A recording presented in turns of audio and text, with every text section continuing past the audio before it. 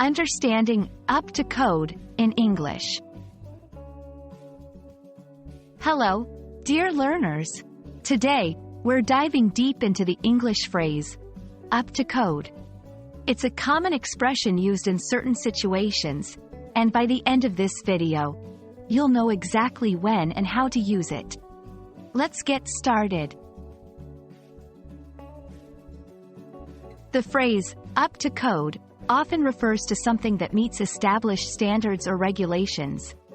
It's commonly used in the context of building and construction, where there are safety and quality standards that need to be met.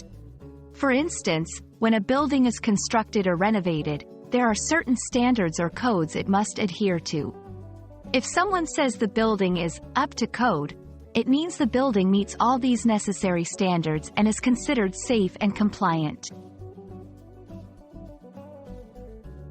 While up to code originally comes from a building context, people use it in a broader sense to say that something meets the required standards or expectations in various scenarios. For example, if someone is checking the quality of a product and finds it satisfactory, they might say it's up to code. In a work setting, if a project meets all the requirements, someone might comment that it's up to code. It's a way of expressing that something has achieved the desired quality or standard. To further clarify, here are some example sentences using up to code. 1. The electrician checked all the wiring in the house and said everything is up to code. 2. Before selling the house, we need to ensure that the renovations are up to code. 3. The software passed all tests and is now considered up to code. And there we have it.